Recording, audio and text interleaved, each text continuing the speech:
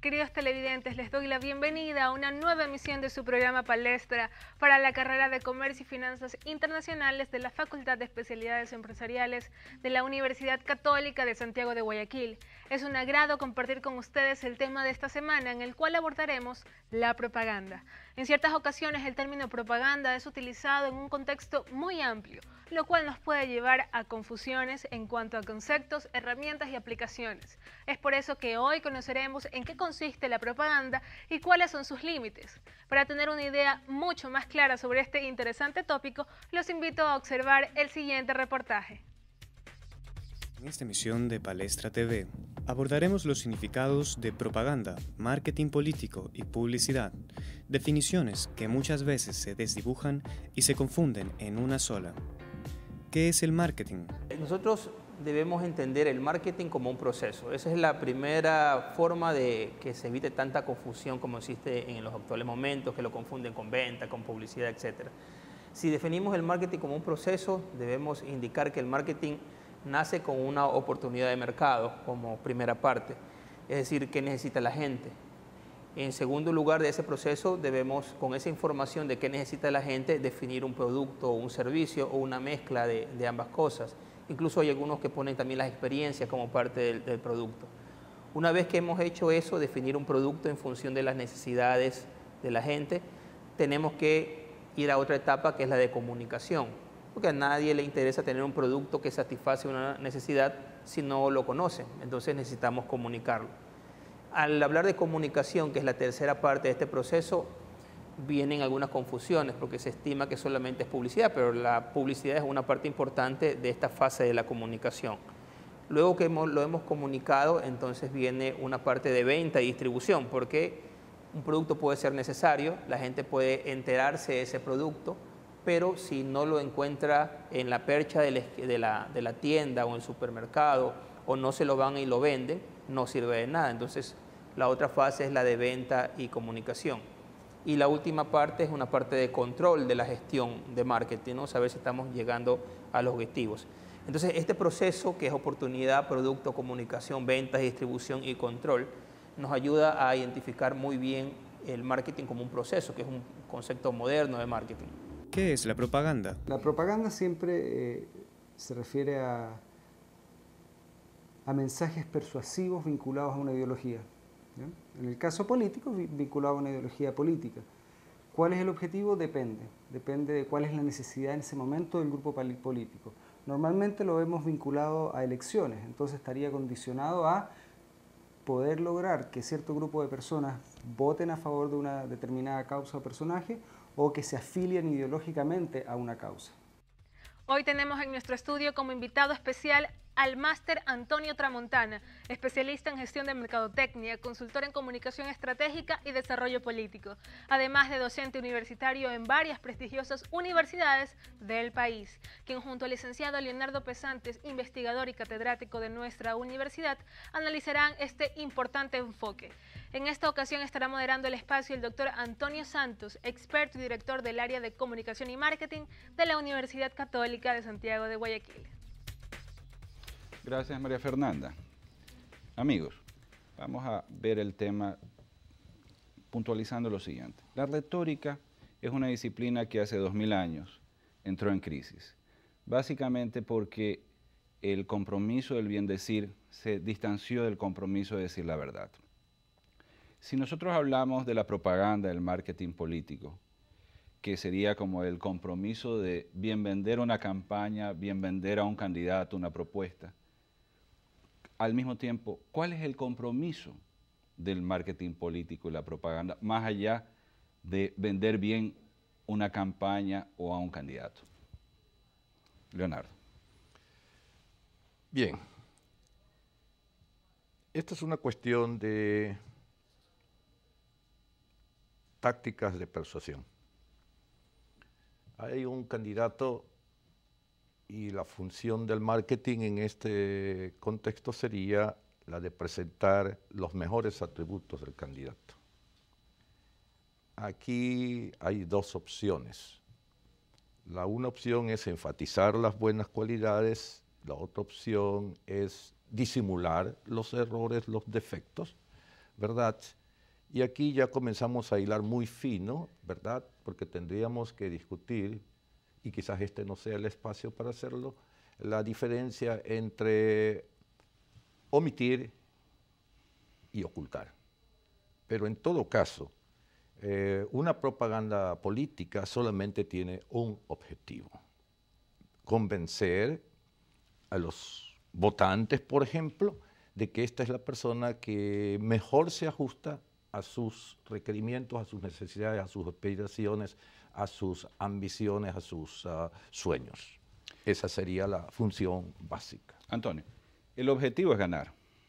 Es decir, hay candidatos de entrada perdedores y en ese sentido hay candidatos a los que muy poco se les puede hacer y por lo tanto sería un error de un experto en marketing político entrar a asesorar a un candidato que lo vemos que no se deja asesorar, en fin, ¿no? Y hay candidatos que tienen un perfil, digámoslo así, ganador y que, claro, bien asesorados, eso se va a potenciar.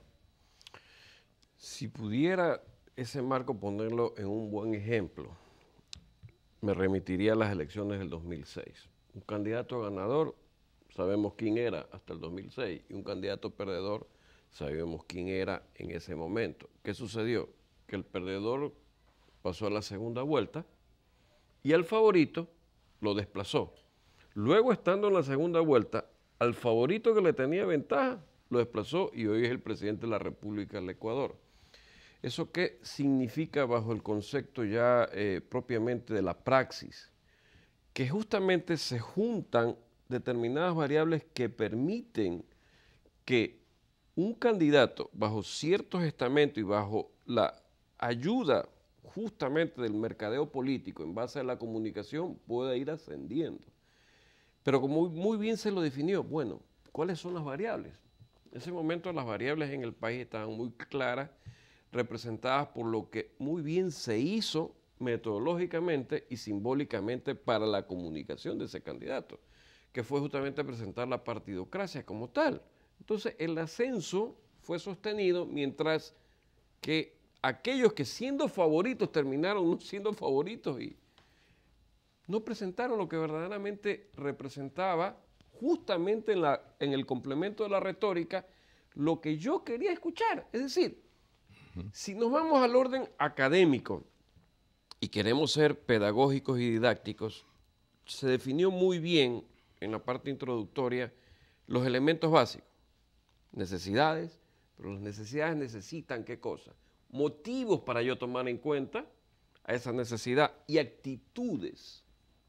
Y cuando motivos y actitudes juegan un papel preponderante, es lo que muy bien usted lo definió, la persuasión cambia. Claro.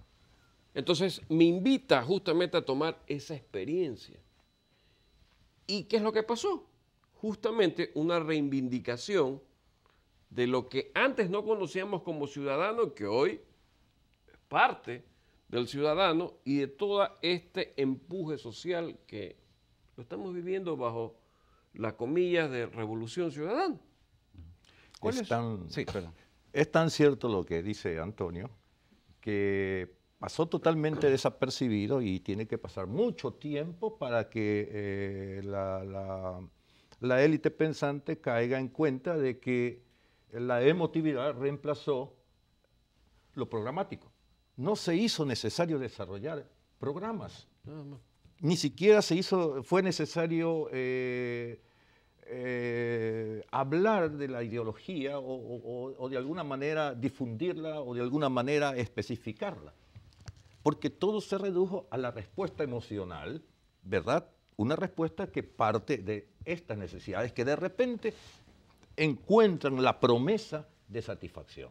Y ahí hace clic. Nuestra historia, que ha sido una historia de continuos movimientos populistas, por decirlo así, como que siempre han estado un tanto cerca del tema afectivo, ¿no? Recordemos también que hubo un presidente que ganó con pan, techo y empleo y temas así, o sea, no es nuevo. Con Velasco Churrasco. Con Velasco Churrasco, o sea, esa constante de populismo, ¿cómo afecta no solo la plataforma ideológica, pues ahí sería difícil identificar una ideología clara, ¿no? Pero también cómo afecta la intervención estratégica del consultor en marketing político. A ver, yo diría que todo proyecto político obedece justamente a lo que se ha definido como marketing, a un proceso. En el proceso lo que hay que identificar determinadamente es cuál es la estrategia y la táctica para que el proyecto político, que es la parte que el candidato tiene que aprendérselo de memoria y recitarlo constantemente bajo un modelo comunicacional, hace que las personas, porque es el punto final, tengan el pensamiento del proyecto más lo que él pone, sea sal, pimienta o ají, para que cale. De lo contrario, quien no tiene la metodología de un proyecto político perfecta o perfectible y permisiblemente determinado, bueno, yo les voy a prometer esto y voy a cumplir con esto. O sea que no repiten las cosas. Y nosotros, los seres humanos, tenemos un mecanismo que es sensible, la percepción. Entonces, ¿entramos en sintonía o no entramos en sintonía con el candidato? Pero el candidato tiene que tener el límite. Ahí es cuando la consultoría política comienza a trabajar. Efectivamente, a ver, señor, bueno, ¿y cómo usted va a llegar allá? Haciendo las relaciones. Sí es. O sea, esto no es nada nuevo. Lo ve uno práctico, lo ve uno muy fácil y muy simple, pero cuando ya se vive por dentro, es muy complejo. Es muy complejo. Pero ¿cuál es el límite? Porque si el objetivo es ganar. El cielo. Si cabe la expresión, sí. El cielo. Pero, claro, pero eso es para ti y para todos. Es decir, el otro también, su límite es un poco ese, ¿no? Es ganar. Y de pronto, entonces, ahí, de repente, de acuerdo al electorado, si quieren escuchar el cielo, hay que decirles el cielo, ¿no es cierto? Porque si yo no lo digo, el otro lo va a decir y me va a ganar. Entonces, en ese sentido, de algún modo, no hay, si bien es cierto que este es un ejercicio profesional, ¿dónde está el tema, por decirlo así, ético? Ya. Mira, yo creo que vamos a entrar eventualmente a lo ético. Por el momento quiero añadir a la reflexión algo que se decía ya por los años 60, lo decía Paul Václavic. Decía que toda comunicación se ejecuta simultáneamente en dos niveles. Un nivel es el nivel de contenidos y el otro es en el nivel de emociones, sentimientos. Entonces, cualquier cosa que una persona diga, ¿verdad?, va a ser escuchada como contenido, es decir, el mensaje. Pero quien está recibiendo el mensaje lo percibe no solamente con los aparatos, los órganos de percepción, sino que lo percibe desde su historia personal, desde sus recuerdos, desde sus ilusiones. Y hace la conexión. Entonces, una comunicación fáctica realmente no existe. Una comunicación neutra no existe. Entonces, lo que nosotros estamos descubriendo hoy por hoy, ¿verdad?, es que así como quien recibe aporta sus emociones, quien manufactura el mensaje tiene hoy en día las herramientas para apuntar exactamente a las emociones que necesita alimentar, despertar, movilizar o, como se dice ahora, socializar. Vamos a hacer un corte. María Fernanda nos va a acompañar y continuaremos después del corte.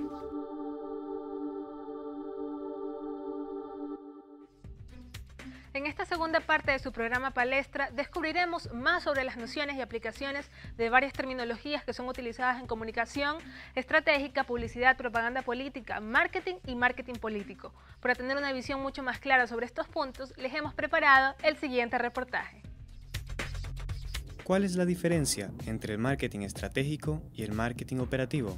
El marketing estratégico tiene que ver con decisiones a largo plazo, es decir, ¿el producto es importante para la gente o no? ¿Existe mercado para el producto o no? ¿Qué necesita la gente? ¿La gente compraría este producto? ¿Hay competencia? ¿La gente nos preferiría? ¿Qué tenemos que hacer? ¿Qué diferenciación y posicionamiento tenemos que hacer en el producto para que la gente nos prefiera respecto a la competencia o alguna otra marca en el mercado. Entonces, esas decisiones de qué producto es el necesario, si existe mercado o no, cuál es la diferenciación y posicionamiento, son cuestiones de marketing estratégico, son cuestiones de largo plazo, no cambian de la noche a la mañana. El otro es el marketing operativo o el marketing mix, es la mezcla de marketing, es decir, ¿qué hago con lo que se llama las 4P del marketing, que es el precio, el producto, la plaza, la promoción? ¿Qué hago para que una vez que he definido el posicionamiento y la diferenciación del producto, qué hago para que la gente lo consuma? Entonces tomo decisiones de precio, de promoción, de producto, qué tipo de producto necesita, de distribución. Esas decisiones son muy operativas, son muy de corto plazo, las puedo tomar de aquí a mañana. ¿Cuáles son las herramientas de comunicación de la propaganda? En la parte política hay ciertos nexos en común, es decir, cuestiones como inseguridad pasan por todos los segmentos. Cuestiones como economía y desempleo pasan por todos los segmentos, ¿sí? Entonces hay también nexos que hay que también un poco prevenir y privilegiar. Es momento de que nuestros expertos continúen con el análisis de la propaganda, tema que presentamos esta semana en su programa Palestra. Gracias, María Fernanda.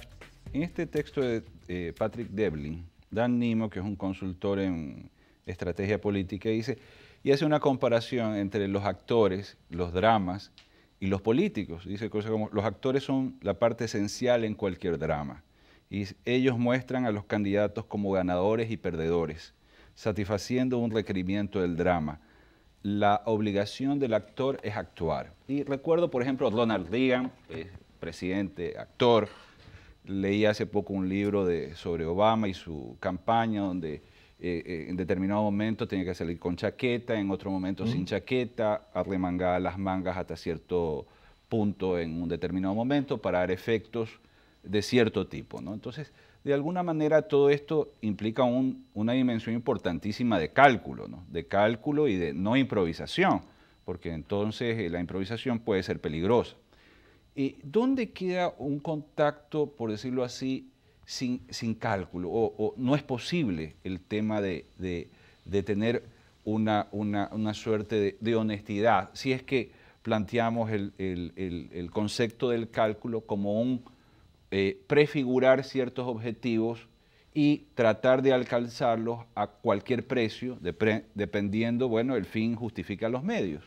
¿Es posible que un candidato en ese sentido se pueda olvidar del cálculo o eso ya lo deja fuera de juego? Hay un solo instante que hay cálculo, que es lo que yo digo en el momento en que la mezcla de la personalidad del candidato con la originalidad y la autenticidad tienen que tener un cálculo y que se puede salir del libreto, es cuando se produce el famoso debate.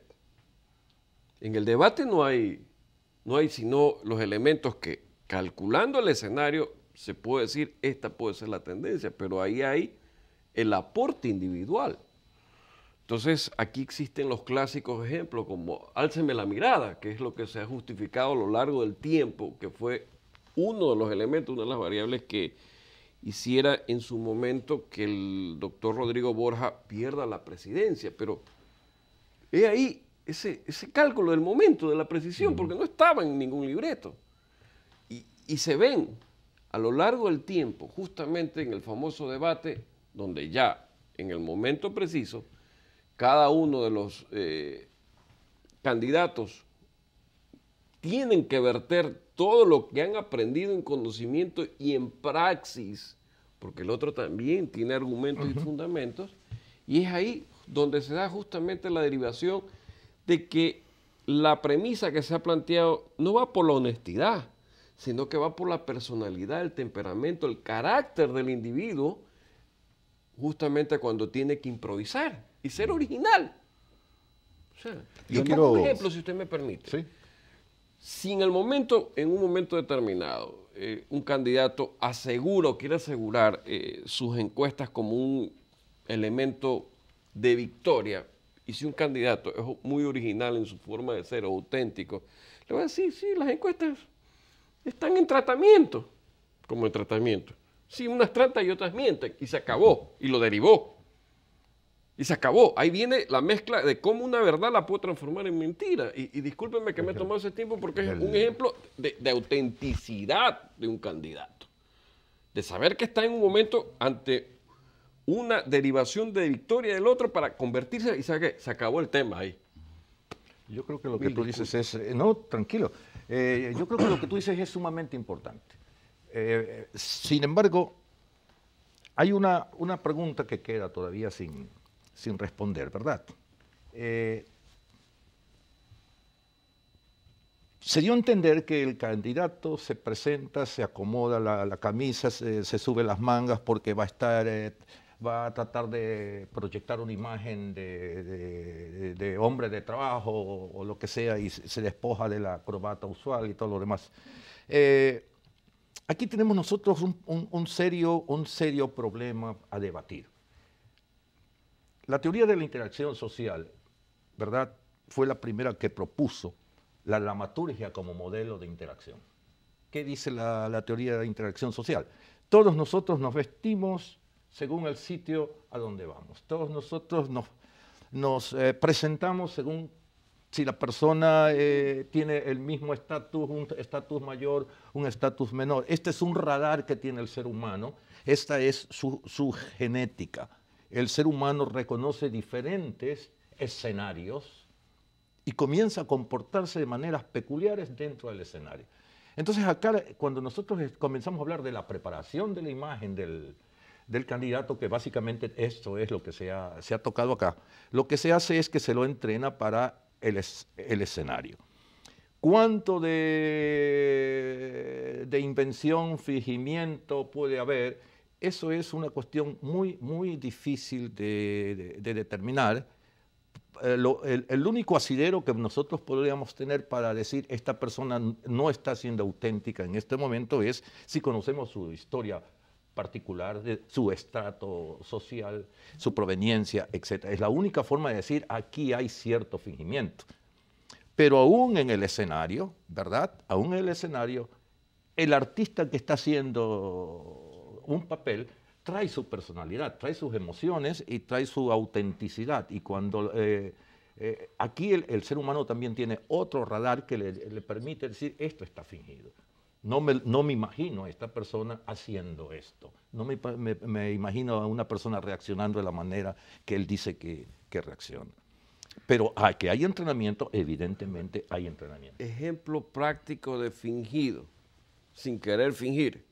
Pero como estamos poniéndolo más pragmático y aterrizando en esta turbulencia las ideas, yo le diría, la campaña del 2006.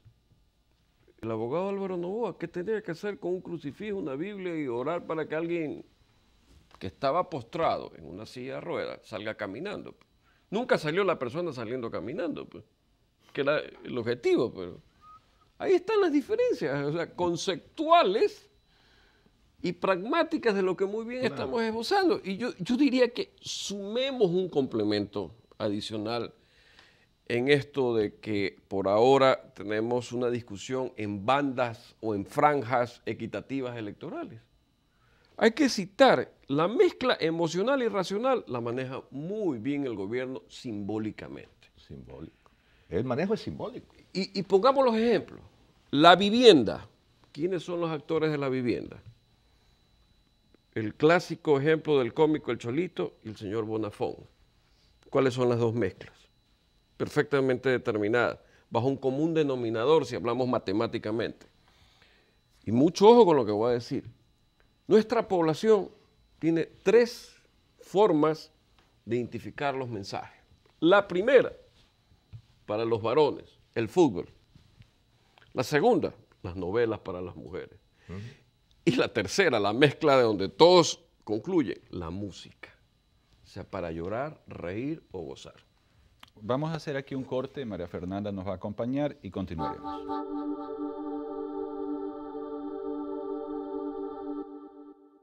En el último bloque, nuestros especialistas seguirán abordando este enfoque.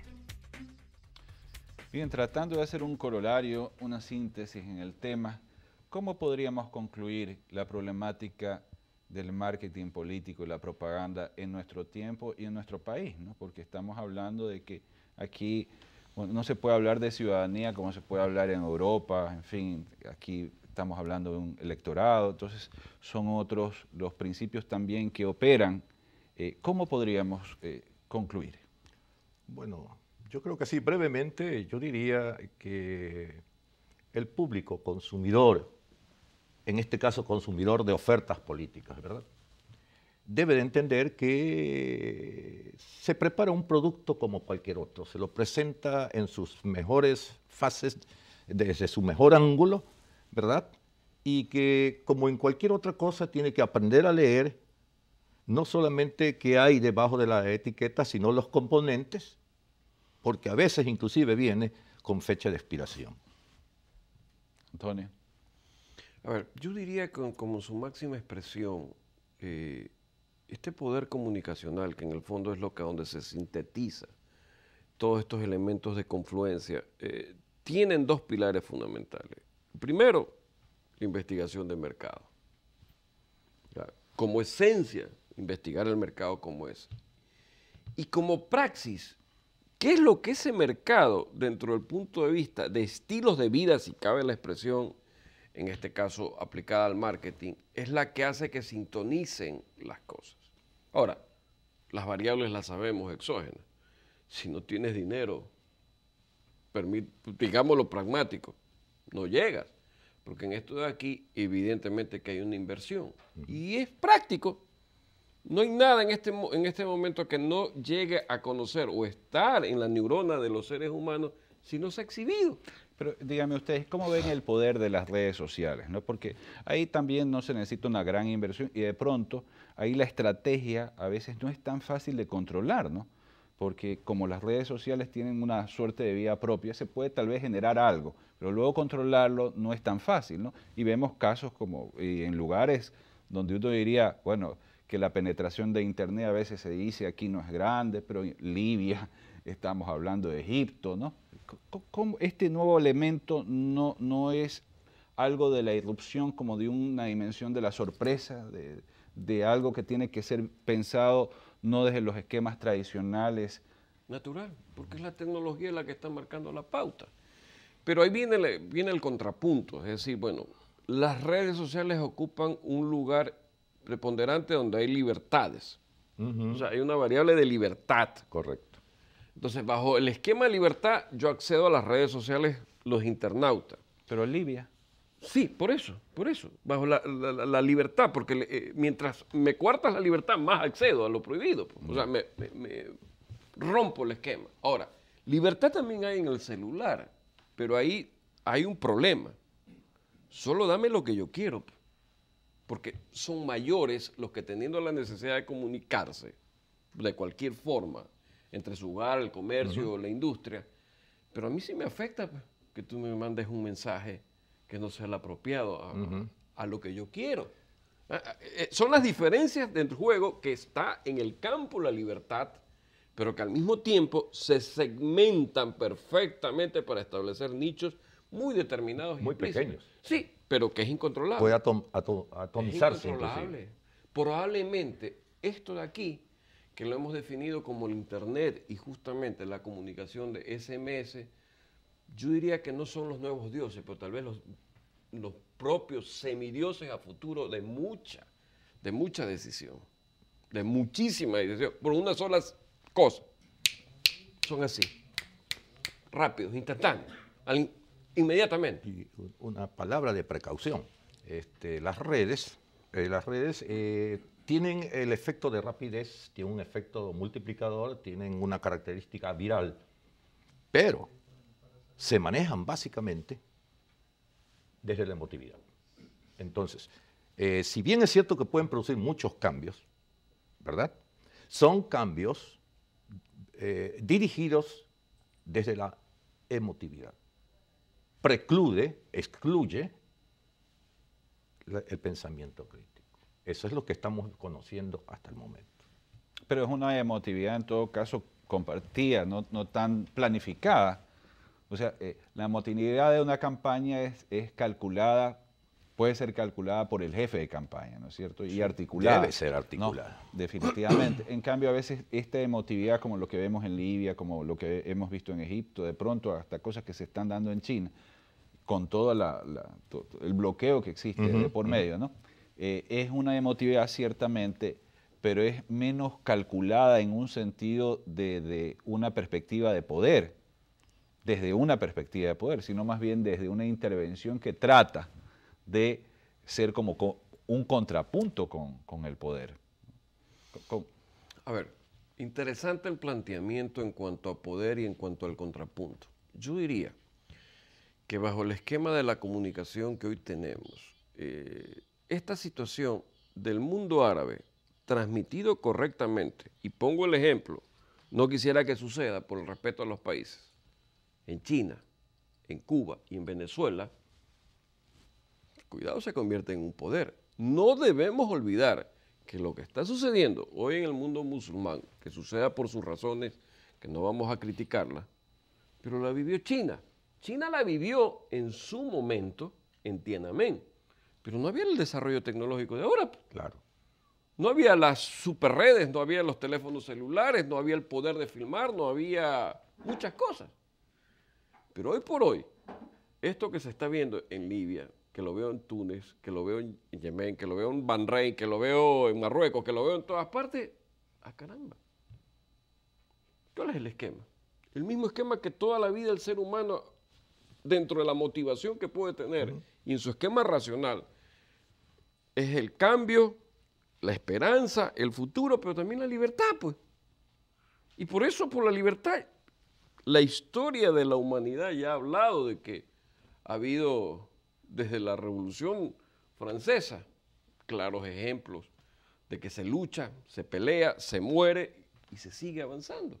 Y hoy esa libertad tiene un componente que es justamente comunicacional, que se ha llamado los derechos. Entonces, libertad, derechos provocan en un momento determinado situaciones instantáneas que se convierten en un poder que, manejado de la forma como se lo puede ver, política, jurídicamente, socialmente, producen como una bola de nieve, un efecto multiplicador que tiene que en algún momento tener un punto que culmine en su estancia o en su estadía, pero sí son un poder.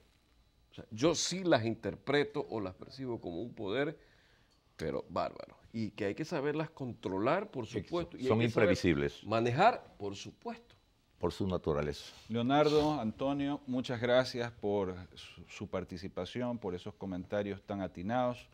A ustedes, gracias por acompañarnos y nos encontraremos próximamente para seguir tratando este tema. María Fernanda ahora está con nosotros.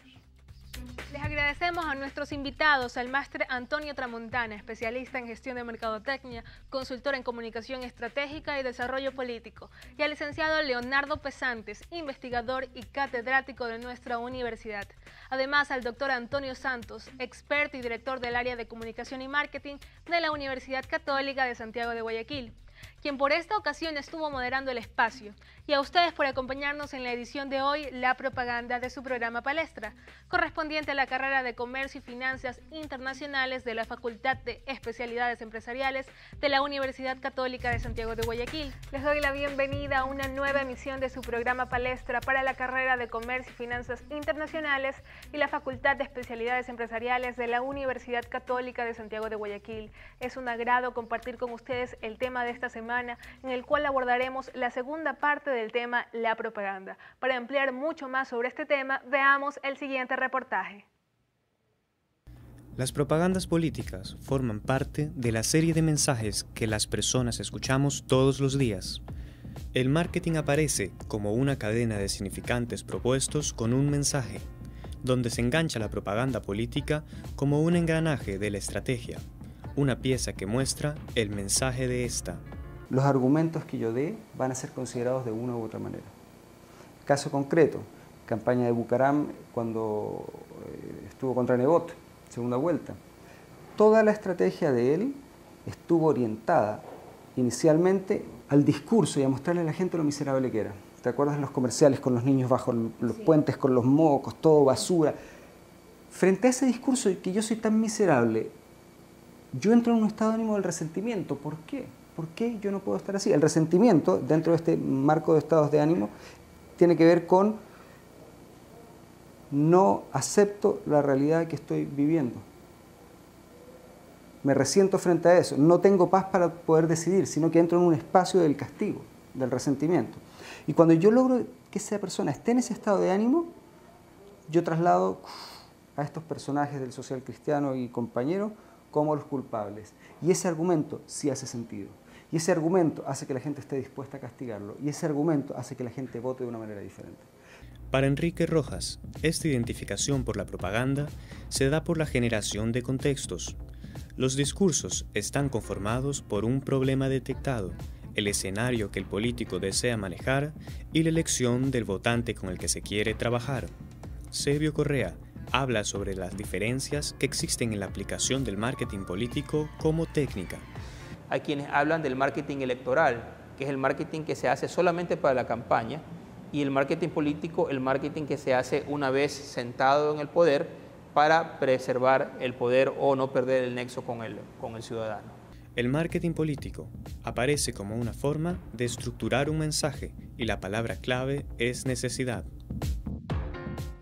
Hoy tenemos en nuestro estudio como invitado especial al máster Antonio Tramontana, perito en gestión de mercadotecnia, consultor en comunicación estratégica y desarrollo político, además de docente universitario en varias prestigiosas universidades del país, quien junto al licenciado Leonardo Pesantes, investigador y catedrático de nuestra universidad, analizarán este interesante enfoque. En esta ocasión estará moderando el espacio el doctor Antonio Santos, experto y director del área de comunicación y marketing de la Universidad Católica de Santiago de Guayaquil. Gracias por acompañarnos y estar con nosotros. Vamos a retomar un tema que en un programa anterior lo estábamos trabajando, del marketing político, la propaganda, la relación con el marketing, la publicidad. Nos habíamos quedado en el asunto de las redes sociales aquella ocasión. Y veíamos cómo en el mundo las redes sociales, la fuerza de Internet, están generando nuevos fenómenos. Fenómenos que mueven, por ejemplo, en Libia, o en revueltas, que mueven en Turquía, etcétera, etcétera, en Egipto, ¿no? ¿Cómo nosotros podemos reflexionar el tema de las redes sociales aquí en Ecuador?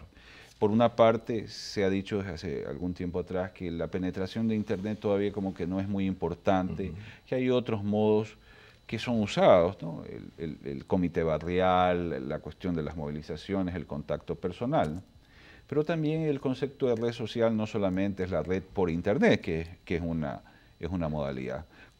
¿Cuál es el peso o cuál es la importancia estratégica de las redes sociales en una campaña política? Leonardo. En el contexto de la campaña política, nosotros hemos de siempre estado familiarizados con los famosos comités barriales. Los comités barriales sirven un propósito, ¿verdad? Reclutar personas que se encarguen de esa parte importantísima, que es la de correr la voz y ganar adeptos. Esa es una figura que la conocemos. Pero esta misma estructura social, ¿verdad? Una vez establecida, una vez financiada, una vez normalizada, puede convertirse fácilmente en una estructura totalmente negativa para la sociedad. ¿De qué depende eso? Eso depende de la intención, básicamente, ¿verdad? Este mismo grupo que hoy existe para cuidar los parques, para ayudarse entre vecinos, luego lo podemos reclutar para que haga labores de protección barrial en términos de seguridad ciudadana, ¿verdad? Y luego lo podemos reclutar para que se encargue de cuidar la constitucionalidad, la institucionalidad, es decir, podemos reclutarla también para que cuide lo simbólico que tú decías programa anterior. Una vez estructurada, ¿verdad? Una vez configurada, una vez financiada, se puede básicamente lograr cualquier cosa. Estos modelos ya se aplicaron en otros países. El más venido a menos fue el de la Stasi. ¿Por qué? Porque la Stasi tuvo que publicar su documentación, y los problemas que se vieron en Alemania Occidental y Oriental fueron tremendos. De repente yo descubro que mi cuñado ha estado dando información durante 25, 30 años, ¿verdad? Y ahora me explico por qué no avanzaba en mi trabajo, o por qué no avanzaba con mis publicaciones, o lo que sea, ¿verdad? Entonces yo veo, ¿verdad?, estos peligros. Me cuidaría mucho de enfatizar el uso de las redes sociales, porque se puede prestar a unas manipulaciones ahí sospechosas. Ahora, de hecho, es una realidad, ¿no? O sea, en el sentido de que es algo que se va a articular y que se va a utilizar. Entonces, esos peligros, decía Hölderlin, Heidegger lo citaba, ahí donde nace el peligro, nace también lo que salva. Entonces, en esa articulación que puede ser utilizada de un modo prefigurado, esa utilización implica también una carencia institucional, o sea, una falta de consistencia, porque tú dices también la sociedad. ¿Dónde está la sociedad ahí? No hay una veeduría, no hay una estructura que de algún modo reflexione sobre eso. ¿Cómo tú ves este tema, Antonio? Bueno, muy interesante. Y lo veo bajo varias perspectivas. Es decir, decíamos en un momento determinado, el dinero es un elemento que mueve todo este andamiaje político, electoral, de campaña. Pero las estructuras también mueven mucho. ¿Por qué? El nacimiento propiamente de la célula, si cabe la expresión, es muy simple. El barrio, el vecindario, la comunidad, la sociedad y la colectividad, si lo queremos ver en términos macro. Pero todos tienen un efecto multiplicador, pues. Como una herramienta propiamente del mercadeo en su forma pragmática. El publicity, el rumor. El rumor.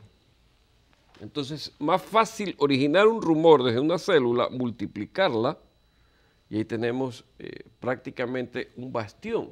Y justamente, si eso se llega a perfeccionar, puede llegar a lo que muy bien se ha planteado, la información o la contrainformación, la inteligencia. Y si lo queremos ver en términos académicos, viene a ser como en marketing, la famosa P de plaza de distribución, los puntos emblemáticos. Entonces, sí, hay maneras y maneras, formas y formas. Es decir, probablemente estas personas no tengan el Internet, pero sí van a tener el dirigente, sí van a tener el comité, sí van a tener el efecto multiplicador. El celular. Tienen el elemento aglutinador, el celular, como tecnología. Pero yo creo que todavía seguimos con un esquema de calor, ese calor que necesitamos, la presencia o el intérprete o el dirigente que nos nutra para saber hacia dónde debemos irnos. Entonces, si no tengo para llegar a las otras formas, que son un estrato de la sociedad muy bien definida en un segmento, no vamos a pasarnos por alto en este imaginario colectivo de justamente los comités. O sea, son parte estructural de una cadena multiplicadora de efectos increíble. O sea, estamos haciendo la abstracción. Ok, si no tengo esto, ¿qué puedo tener? Esta estructura. Que es la forma más simple. Porque nace, se multiplica. En cambio, el Internet nace de una colectividad XX y va al mundo, pero no necesariamente es la que tiene que ver conmigo. Entonces, todo esto tiene que ser analizado y ahí es cuando se hace justamente el enfoque estratégico del escenario hacia donde el cual debo irme en función de mi mensaje y de qué es lo que quiero llevar. Y ahí observamos por qué ciertas herramientas dentro de lo que se ha llamado marketing político y comunicación aterrizada tácticamente a la propaganda surte el efecto. Entonces, si analizamos nuevamente esto que lo estamos viviendo y lo aterrizamos, como decía, dentro de la turbulencia del tema, vemos nuevamente por qué el gobierno metodológicamente logra sus objetivos. Porque utiliza muy bien lo que nosotros nacemos, con lo que nosotros, símbolos. Entonces, un punto atrayente es la simbología y el gobierno lo domina muy bien. Vamos a continuar después de este corte con este tema. María Fernanda nos va a acompañar.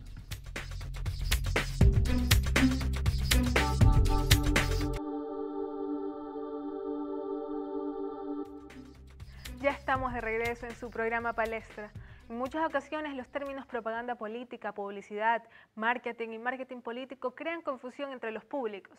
Pero para despejar estas y otras interrogantes, nuestros panelistas seguirán dialogando sobre este trascendental tema. Pero antes veamos el siguiente video. Para mí la propaganda es un instrumento para poder dar a conocer algún producto, algún auspicio, algo que se quiera dar a conocer. Es que la propaganda es una cuestión de ideologías. Entonces cuando hablamos de que, o cuando tú ves una valla con un dirigente político, con alguien que se está lanzando para algo, eso es propaganda. Cuando un sujeto trata de persuadir, o sea, a la masa porque elija cierto producto o le prefiera a cierta persona, básicamente eso. No. ¿Por qué? Porque la propaganda es como que más social, en cambio la publicidad me vende un producto directamente. La publicidad no creo que sea un concepto equivalente a propaganda. Tienen dos modos distintos de ver las cosas, porque publicidad, puedes hacer publicidad de lo que sea, de una carrera, de un producto, de una persona, ¿no? Pero la propaganda no, tiene un fin específicamente político. El marketing tiene esa connotación de venta, de comerciar algo, de comerciar un partido, de comerciar algo, mientras la propaganda política tiene la intención de generar una afinidad ideológica en una masa o en un pequeño grupo o en un individuo. Marketing es como quien dice algo no visual ya, de algo político. En cambio, si haces propaganda es algo que tú lo puedes ver tranquilamente, en cualquier momento en tu televisor. Los invito a conocer las opiniones de nuestros panelistas. Bien, nuevamente estamos aquí con nuestros invitados. Esta construcción de discursos, ¿no? que de algún modo crean mundos, ¿no? El lenguaje, lo simbólico, la proyección de una identidad, de una construcción imaginaria que ordena, que da un sentido, ¿no? Las campañas políticas, la estrategia política tiene que estar muy ligada a este proceso de construcción de un discurso. ¿Cómo podemos pensar ese tema en la actualidad? Y sobre todo tratando de enfocar nuestro país, nuestra realidad. Leonardo. La construcción del discurso parte de la comprensión de la necesidad del otro. El discurso es recurso. En el momento en que yo, a través de las herramientas de investigación de marketing, defino los nichos, ¿verdad? Lo que he hecho con anterioridad ha sido recoger información sobre las necesidades típicas de este nicho. Y lo he preguntado. No me dejo llevar por mi observación. Pregunto específicamente qué es lo que le preocupa. Y esto me da a mí un potencial de manipulación tremendo, ¿verdad? Conocedor de tus necesidades. Resulta que yo ahora me presento como la persona que las sabe traducir en acciones redentoras, salvadoras. Conociendo lo que te molesta, tengo un discurso y, de ser posible, puedo ubicar chivos expiatorios que hayan conducido a esta precariedad, que hayan conducido a este estado de cosas insatisfactorio o denigrante, ¿verdad? En este momento es cuando vemos nosotros, ¿verdad?, cómo el marketing y como muchas herramientas, o quizás todas las herramientas, pueden ser bien o mal utilizadas. Y aquí la cuestión es una cuestión de ética. Y aquí la cuestión es una cuestión de claridad meridiana de qué es lo que estoy construyendo. Porque conociendo tus necesidades, ¿qué es lo que te voy a dar y a qué costo? Porque de repente el costo ajeno no me importa. Y en nuestro país, esa reflexión anteriormente como que no había sido planteada de un modo demasiado comprometido, ¿no? O sea, como que de alguna manera eso solamente se quedaba en la campaña, ¿no? Se quedaba en la campaña y después nos olvidamos de todo y vamos para adelante, ¿no? Claro. Ahora parecería como que en ese sentido hay una campaña permanente, ¿no? Una permanente que se traduce también en eventos electorales más o menos permanentes, ¿no? ¿Cómo lo ves tú, Antonio? A ver, yo lo veo de esta manera y lo voy a marcar como un referente, que es lo interesante. Y ahora sí vamos a meterle calor a la entrevista. Hay un 30 de septiembre que marca dos periodos. Yo lo he llamado, con todo respeto, el AC y el DC. AC antes de Correa, 30 de septiembre, y el DC después de Correa, 30 de septiembre. Muy bien. Ubicado el punto de referencia, porque hay consulta popular. Y un poco descifremos esta lectura. Porque hay una causa y un efecto. ¿Cuál es la causa? Yo soy víctima de la justicia, señores. Gobierno. Por consiguiente, la consulta lo que me va a dar es el voto de confianza para, siendo víctima, pasar a ser victimario. Ojo con lo que estoy diciendo. Y cuando eso que metodológicamente lo he analizado, lo convierto en simbología, porque todavía falta el elemento simbólico del gobierno, para esta campaña en lo que muy bien el gobierno dice, señores, los ganadores son los que están con el sí y los perdedores son los que están con el no. Si esto fuera verdad y estuviéramos equivocados, quiere decir que el 70% de aprobación del presidente y el 30% de rechazo, no existiendo un elemento que es liderazgo o un líder visible para disminuir o hacer un balance, ¿qué es lo que va a hacer? Que el señor va a ganar 7-3, pues sería la respuesta. Pero si el señor presidente que preconiza o que impulsa esta consulta gana 6-4, como que hay otro elemento. Pero justamente para ganar 6-4 no hay líder, hay franjas electorales equitativas, igualitarias, y solamente hay 2 partidos registrados dentro de lo políticamente hablado en el Consejo Nacional Electoral. Entonces, ahí es cuando representativamente, si yo fuera gobierno y estuviera en esa onda, es inteligente el planteamiento, necesito el voto duro. O sea, ahora sí, se fueron ustedes. Ahora sí, me voy a hacer una limpia y con la limpia voy a saber qué es lo que tengo para este país. Pero siempre, si nos ponemos a ver, el señor triunfa, ¿por qué? Porque la partidocracia fue víctima de él de la partidocracia. Hay asamblea y hay, porque fue víctima. El pueblo ecuatoriano necesitaba un referéndum porque era víctima. Y así sucesivamente jugamos a la víctima. Entonces, eso no está visualizado en términos del liderazgo político. Uno dirá, y los que nos acompañan van a decir, ¿pero usted quiere ser actor político? No, yo soy consultor político para decirle a los actores políticos, señores, no se pierdan en este juego. Es simple y sencillo. Ahora, evidentemente, ahí hay un rol muy importante donde yo me atrevería a decir que el gobierno ve los verdaderos fantasmas, que son los medios de comunicación. Pero ojo con lo que también voy a precisar. Él ya los pulverizó el 30 de junio con una declaración que hizo en El Universo. ¿Y a raíz de qué? Cuando el Mundial de Fútbol se presentó, hubieron 11 cuñas para pulverizar a los medios de comunicación y ponerlos posiblemente o probablemente como los diablos. Entonces, tiene un registro de una victoria. Entonces, él practica lo que yo he denominado la estrategia BB. Víctima, victoria.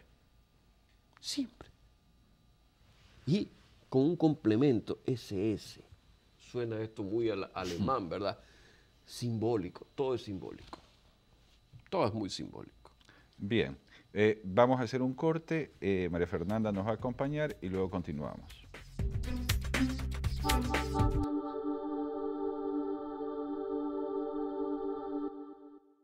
Estamos de regreso en su programa Palestra. En esta última parte del programa, nuestros especialistas seguirán dialogando sobre la propuesta de hoy, la propaganda. Nuevamente agradecemos su sintonía y este es el último bloque y vamos a concluir, Leonardo, con todo lo que hemos tanto dialogado en este programa como también en el anterior. ¿Qué nos queda claro? ¿Qué podríamos decirle a nuestros queridos televidentes en relación con este tema que nos toca a todos realmente, que es el marketing político y cómo nosotros somos, a fin de cuentas, clientes de ese marketing político? Bueno, yo creo que, por mi parte, lo apropiado sería resaltar que somos consumidores de marketing político. Nadie nos pregunta si lo queremos consumir. Nadie nos dice, te hemos observado, te hemos analizado, te hemos medido y te vamos a dar esto con esperanza de que lo trasegues. En ese sentido, yo creo que valdría la pena que el público en general comience a preocuparse de observar, escuchar y entender. La comunicación hoy en día es todo. Es todo no porque alguna vez no lo fue, sino que es todo porque hoy es ubicua. Nos rodea y estamos inmersos en ella. Y sin embargo, la mayoría de nosotros no entiende que la comunicación es un producto más, preparado, condimentado, al gusto de. Entonces, yo diría, volvámonos un poco más escépticos, volvámonos eminentemente críticos. Adquiramos las herramientas para poder entrever significados, símbolos, los significados detrás de los símbolos, ¿verdad?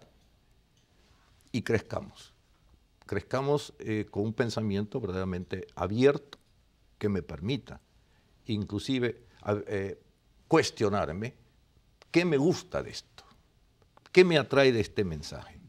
De repente, no lo que me atrae no necesariamente es lo que más me conviene. Antonio, ¿y entonces hacia dónde vamos?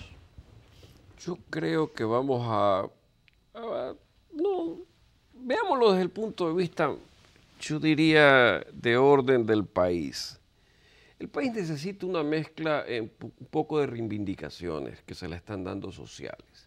Y si le sumamos la metodología de su cuerpo asesor y la práctica de un simbolismo, entonces tenemos lo que tenemos y no nos podemos caer. Vamos a concluir que ahí está pues, el verdadero rol del marketing político en esencia. Los tecnicismos, lo académico, se está cumpliendo. No es que estamos reinventando nada nuevo. Se cumple en un segundo. La investigación está la parte académica, están las herramientas, está el escenario, está la estrategia, está la táctica. Y ahí la importancia de todo esto. En esta nueva vida republicana del país, en el orden político, jurídico, social, económico, y etcétera, etcétera, etcétera. Imaginario. Y en el imaginario. En el orden imaginario. Entonces, hemos analizado todos los elementos macro, micro, que ojalá sirvan en esta oportunidad a esta que ha sido mi casa, la Universidad Católica, y que creo que es la de ustedes también, y al público que nos acompaña para que sepa verdaderamente dónde están estos elementos. No son mágicos, nacen de la propia academia. Y en buena hora que los hayamos tocado. Y me siento muy contento. Bueno, muchas gracias, Leonardo, Antonio. Realmente creo sinceramente que hemos aportado a nuestros televidentes y a ustedes muy gentiles por habernos acompañado y los esperamos en una próxima oportunidad.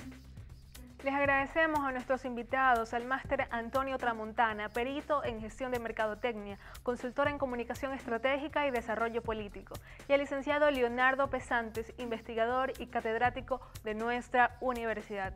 Además, al doctor Antonio Santos, experto y director del área de comunicación y marketing de la Universidad Católica de Santiago de Guayaquil, quien por esta ocasión estuvo moderando el espacio.